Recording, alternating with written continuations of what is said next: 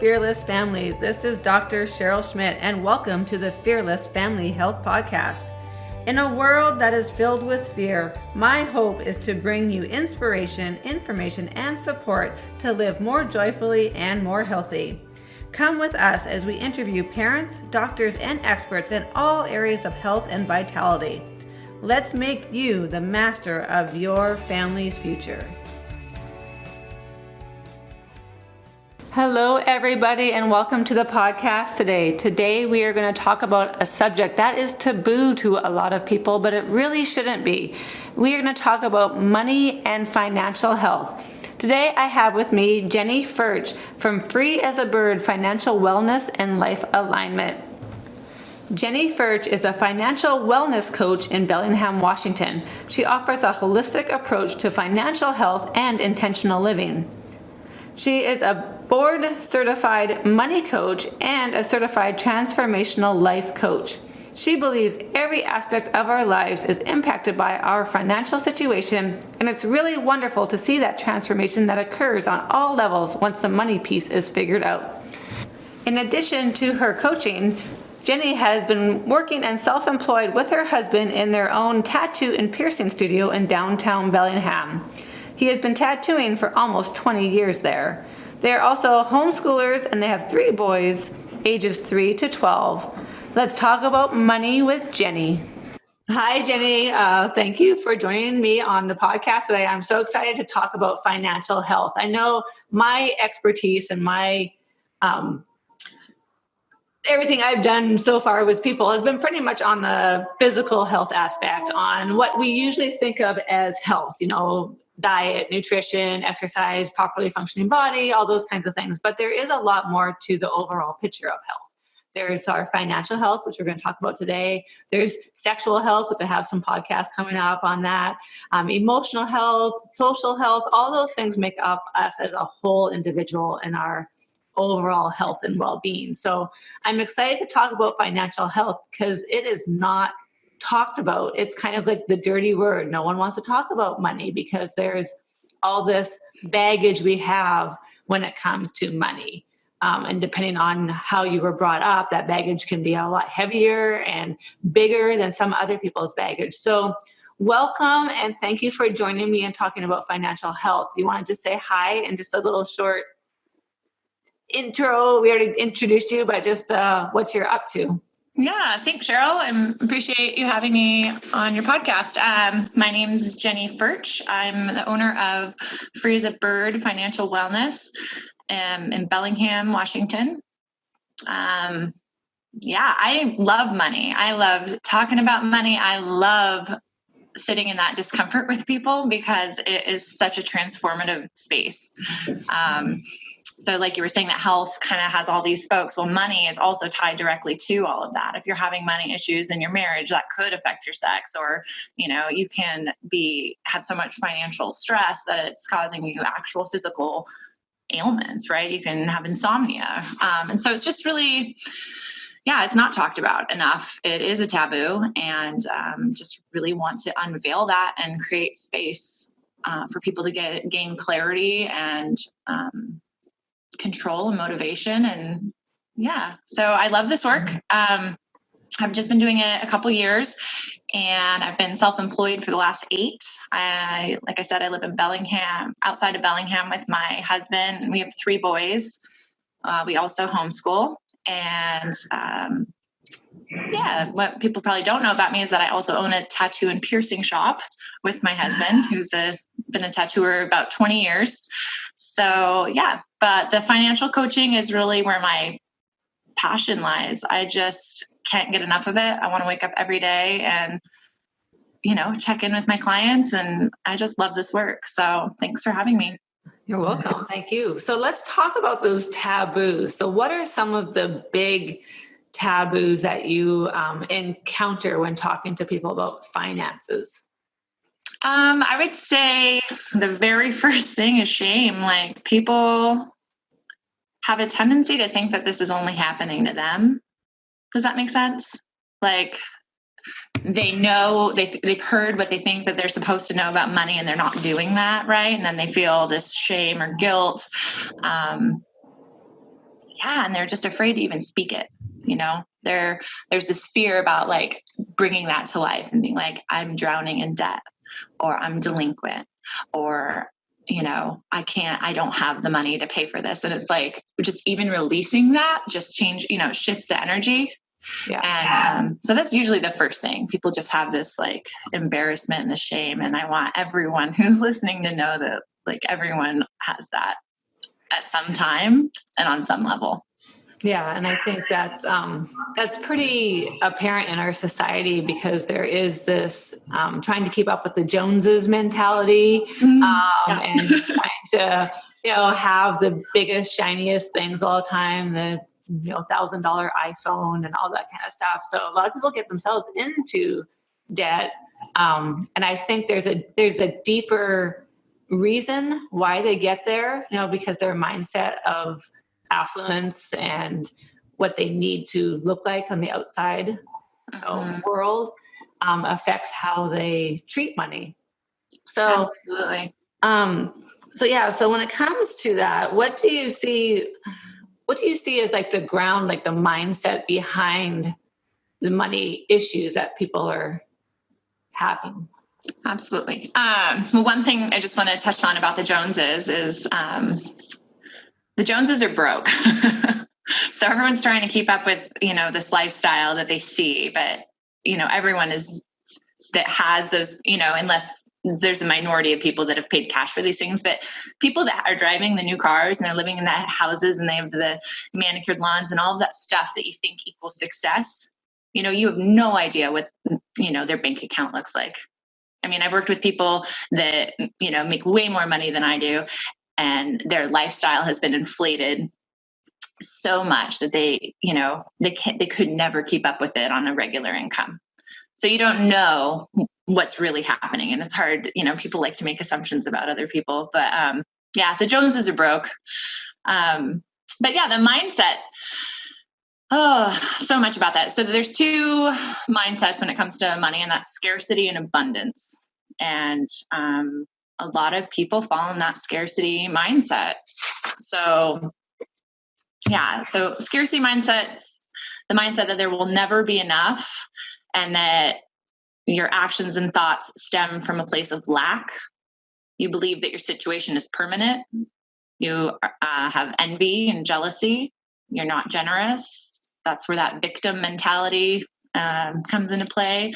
And you use thoughts and words of scarcity on a regular basis, like, I will never have, or I could never afford that. That could never happen to me. Just really, what's the word? Just really negative, And then on the flip side of that, which you can reframe those, just because you have a current scarcity mindset doesn't mean you can't flip that over to the abundance mindset, but that's going to be a lot more positive. And it starts with being aware of your thoughts and reframing them as needed. But I would say the main thing is having gratitude, because if you will attract more into your life of the things that you're grateful for. If you want more money, but you're not grateful for the money that you already have, you're basically just sending out this like thing to the universe that like you don't want anymore. Because if you do, I hope that makes sense.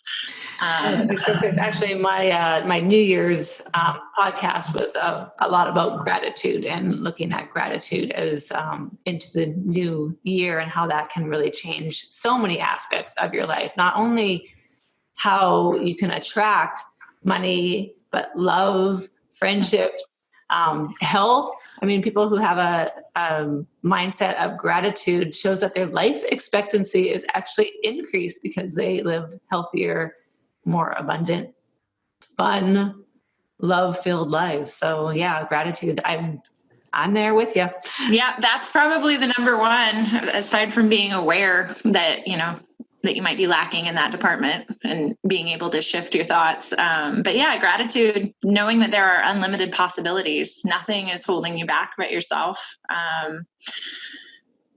People with an abundance mindset are big on to-do lists and goal setting and just little things. Like if I find spare change on the ground, I like pick it up and I say, thank you.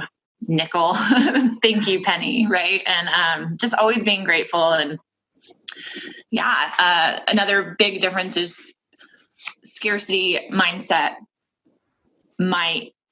if you have information, you're going to withhold it. You're going to use that for your own power. That's the whole greed thing. Whereas if you have an abundance mindset, you know that there's enough to go around. And so just because you and I might do the same work, which we don't, but hypothetically, if we did, that it's okay for us to collaborate on the same project. Like, I'm not stealing clients from you. You're not stealing clients from me, that we can collaborate and work together. And it goes with money. Like, I'm going to give you that because I know it's going to come back to me in some way. And so those, I would say, are like the main things. And there's lots of little things that you can do to tweak it. Because, it's not one size fits all. I know a lot of us and a lot of people grew up with being told, like, if people who have money are greedy, or who have money is the root of all evil, or, those kinds of mindsets. So people grow up with that and they have a hard time, even if they don't consciously try to think of that, it's in their subconscious mind that they have this, like, it's rejecting money coming to you because you have this energy pushing towards, I don't want to be greedy. I don't want to be evil. I don't want to be one of those bad people that has a lot of money. Right. So do you find that in clients that you work with, and how do you get around reframing and retraining that?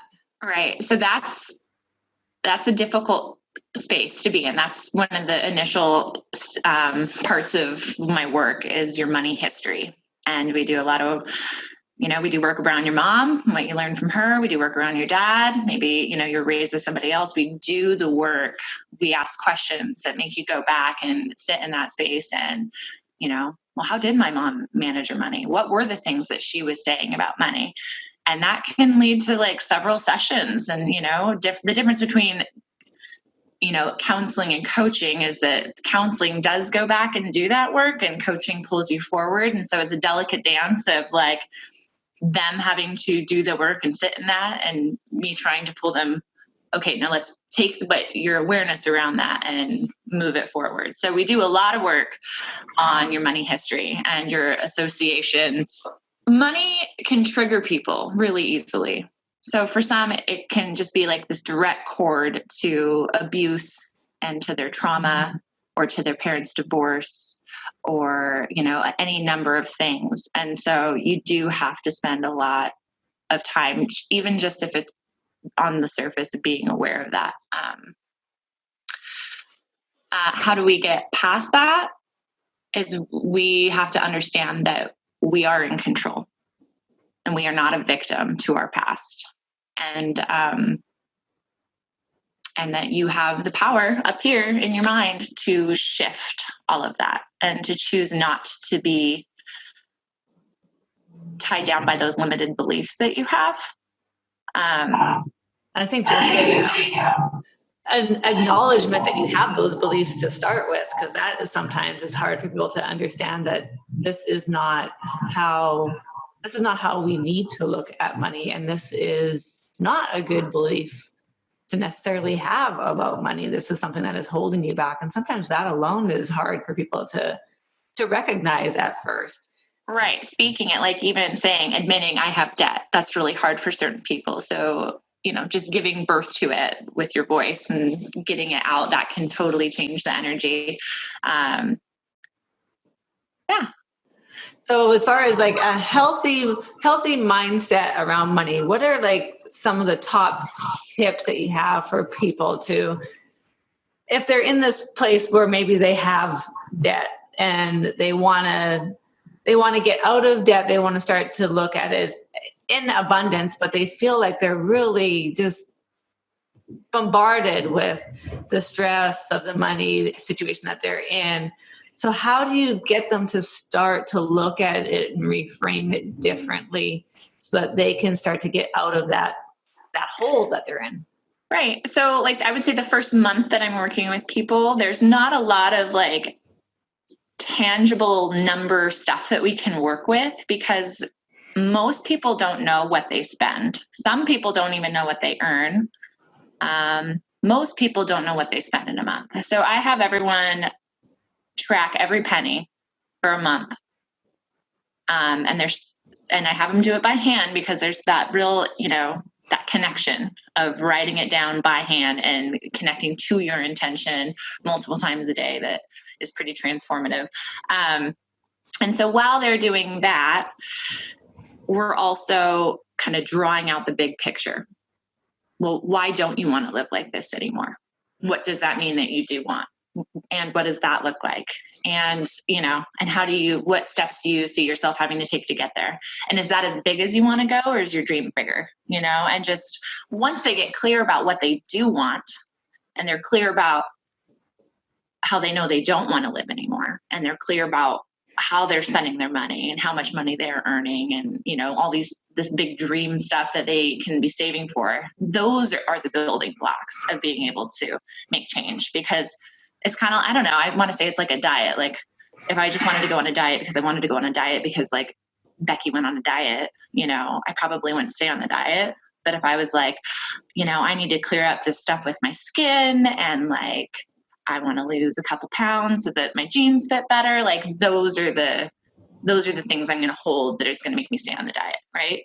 And and everybody's going to have a personal story. Everyone's going to have a different amount of income, a different amount of expenses, a different amount of baggage, a different amount of, so everybody is a unique situation. I mean, that's just in general in healthcare, we're all unique individuals with a bunch of different factors playing into our health and wellness and abundance and mindset and all that stuff. We all look at the world through a different lens, which I don't think people realize that your lens is different than the person next to you's lens. Your perceptions of even reality can be so dramatically different from the person next to you. So there's no easy answer is what the answer is, right? So because everybody is so unique and so different. Right. And that's why, there's lots of books and free resources and programs and, Instagram personalities and whatever out there where you can get, free information about how to do the work. But what is different about, hiring a coach or consultant is that person's holding you accountable. No one's checking to see if you read the book or did the worksheets or whatever, but because of all the different stories and all the things that people are bringing that are unique, it's kind of like this ride you go on. It's a journey. It's your financial wellness journey, and it's really.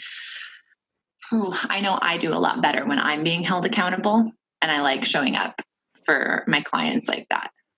Yeah, definitely that one-on-one is hard to beat when you have someone that can look at your situation, because like I said, everything is so dramatically different. You can't just follow some personality or even one book. You can get information from a book and you can go, oh yeah, I connect with that, and that is what I'm dealing with, and you can take information from it. But the mindset part is like so hard for someone to do it on their own is hard because you don't see it, is what I see. Yeah. I do have a series of questions that I ask people at the beginning, and I'll just ask a couple, right now, just to give your listeners a little taste. But if you can, just the first word that comes to your mind when I say money is, write down whatever money is to you. And then money never, write down whatever that means. Money always. And so those are like the first three questions, or fill in the blanks. And based on, your answers, it really says a lot about how you hold money in your through your lens, right? Because for some people, money is freedom. For some people, money is fear. Money never shows up.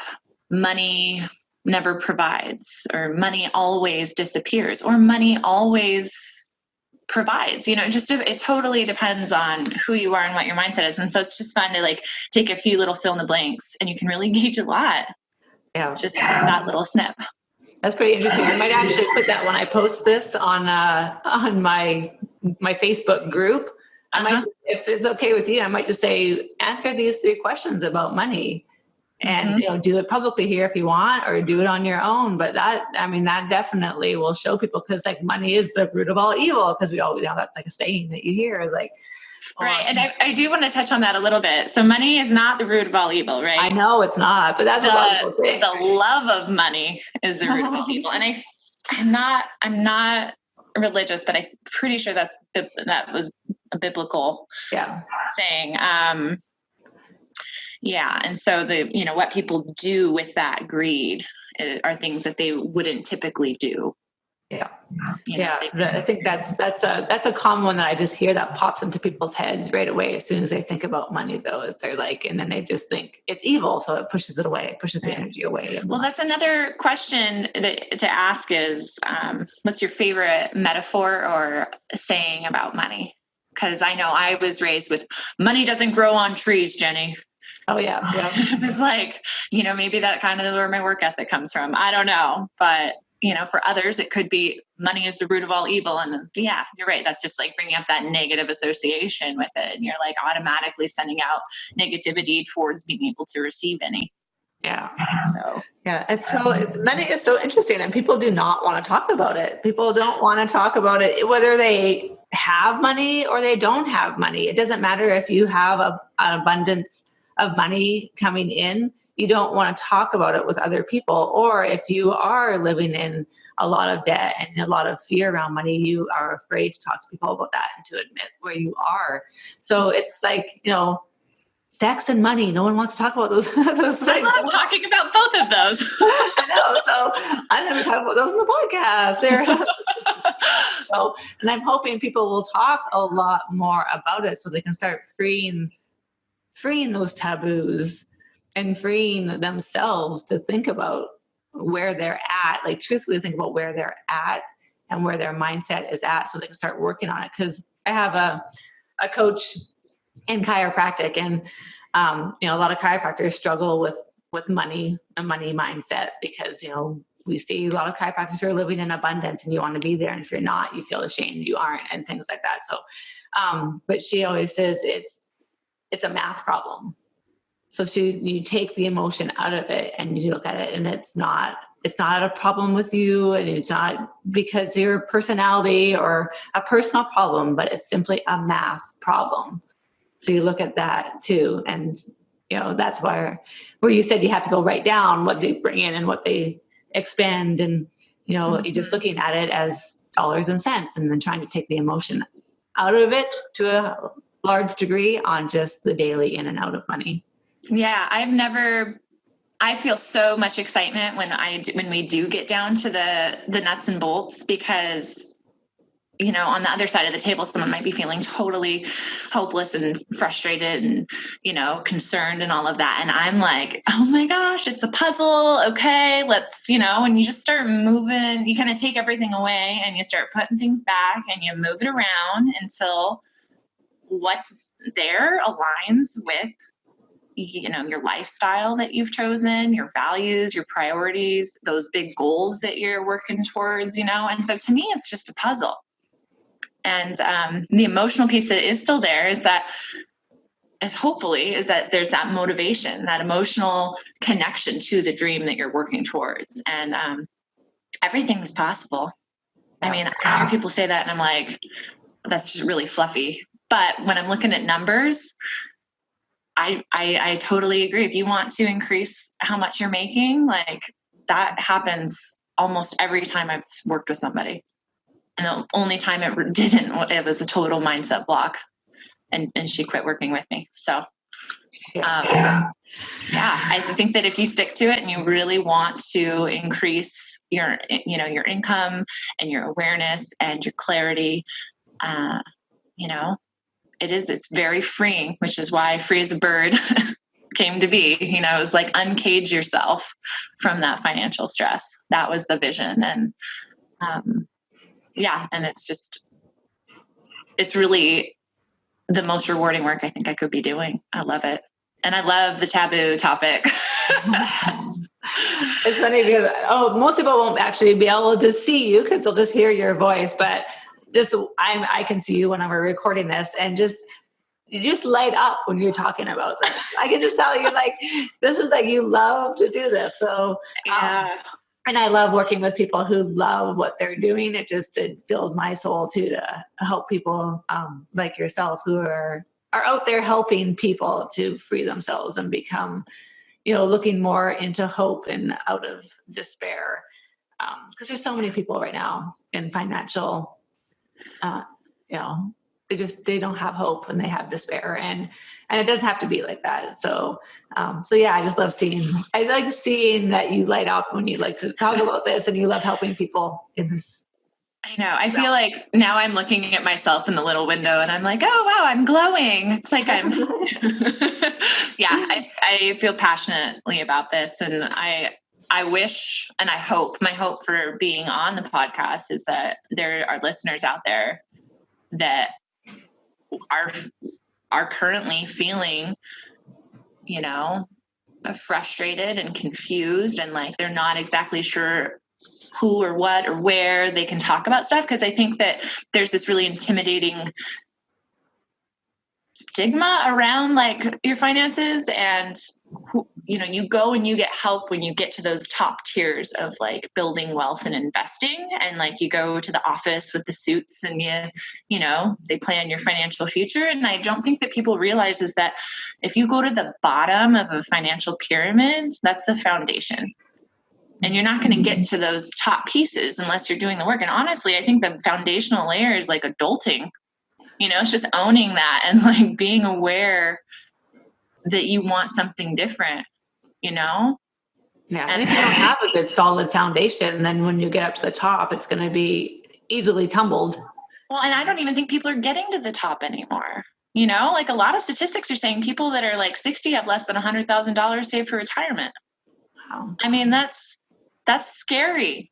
Yeah, I know. I heard someone talking about finances and saying that at Christmas time, it was a large percentage. It was like at least 60 to 70% of people were still paying off their bills and credit cards from last Christmas when they were buying stuff for this Christmas. And that just hit me hard. I'm like, wow, like that is the reality. And it might have even been higher than that, but I just remember it was a large percentage of people, like a majority of people that were still paying off their last Christmas. I had a client this last month, and I've been working with her for 4 months, and she paid off 2 credit cards that she had that she was making minimum payments on for 8 years. Wow. And that feeling, the energy that just left that room then was amazing. Yeah, and just imagine, and I look at that as a health practitioner, the amount of stress that puts on people on a daily basis, if not monthly, at least every month when they see that credit card bill come, it just hits you. It hits that sympathetic nervous system, puts you in fight or flight, and that affects your overall health and well-being just in a physical manner. Never mind then what that does to your relationships and what that does to your future health, financially and physically. So yeah, it's a huge topic, and I hope that people at least listening to this know that they're not alone if they are struggling, because the majority of people seemingly are, from all the statistics that we hear out there and from the stories that I hear and the people that do share with me. And I'm so excited that we're talking about this and bringing it into the light. And I hope that people know that there are people like yourself who they can get help with, non-judgmental help. Like I've been there. Yeah. I climbed out of my own story, and I climbed out of my own struggles and, my own shame and guilt. And I've been there and I've done the work, and I don't think I could be doing this work had I not been there.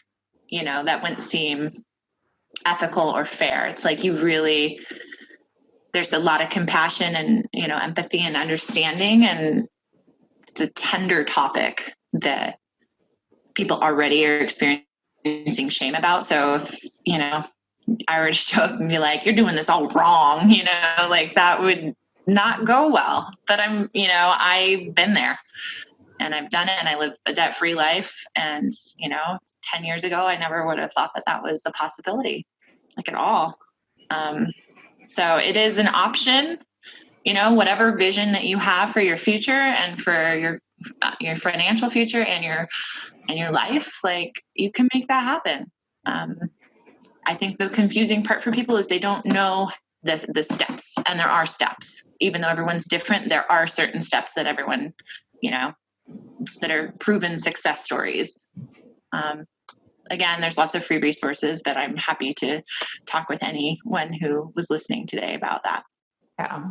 And I will definitely obviously have your contact information so people can get in touch with you if they want some more resources or more information and work one-on-one with you. Do you work one-on-one with people just locally, or do you do?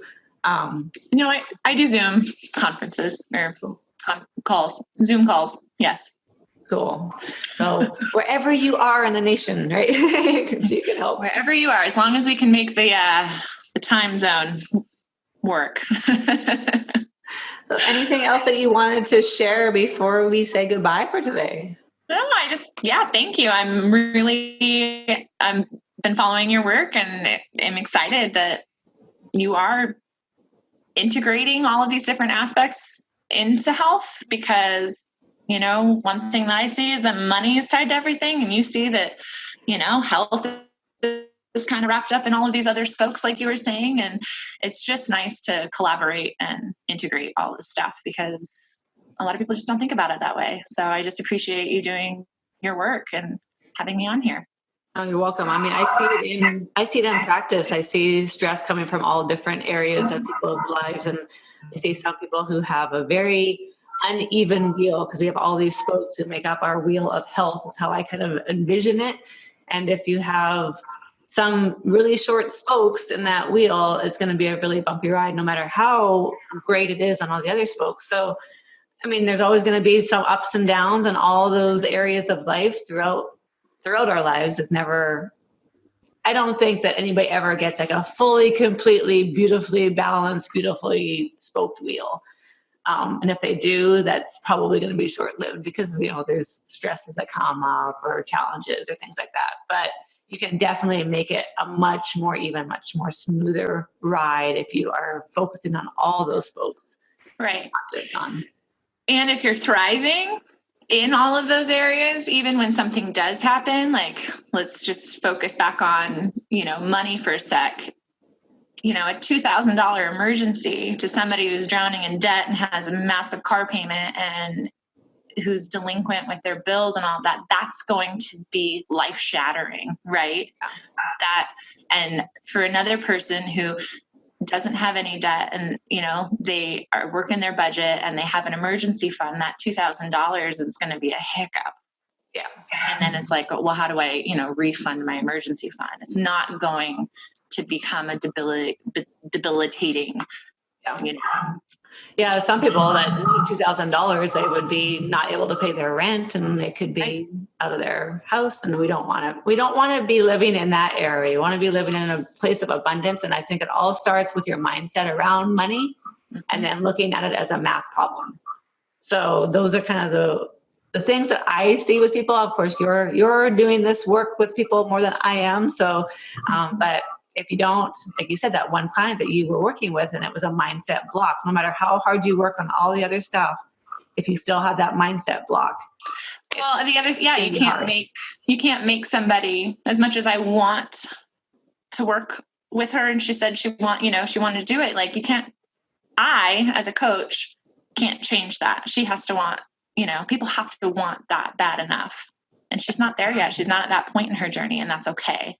Yeah. So she still has lessons that she has to learn. And that's the beauty of this, is it's a total journey. And I love it. So if you have any resources you want to share too, you can just send those to me, and I'll put them in the show notes, and I can link them to people. If there's any like really great books or great other podcasts or things like that too. But there's nothing that beats the one-on-one person who gets to like sit down with your information and help you go through it. So, well, thank you so much, Jenny, for joining me. If there's anything you want to add later on, I can always add notes in the show notes, or do another podcast on a specific topic or anything like that. I'm so excited to talk about this and help people get over their their money struggles and challenges and get into a place of abundance in all aspects of their life. Absolutely. Thanks, Cheryl. Thanks, guys. We'll talk to you soon. Thank you for joining us on the Fearless Family Health Podcast. Show notes and resources covered in this podcast are available on our website at fearlessfamilyhealth.com. You can also join in on the conversation with other fearless families on our Facebook group, Fearless Family Health. If you like what you hear and want to hear more, please subscribe to upcoming casts and rate us on iTunes. And also, don't forget to share it with your friends so we can all be fearless.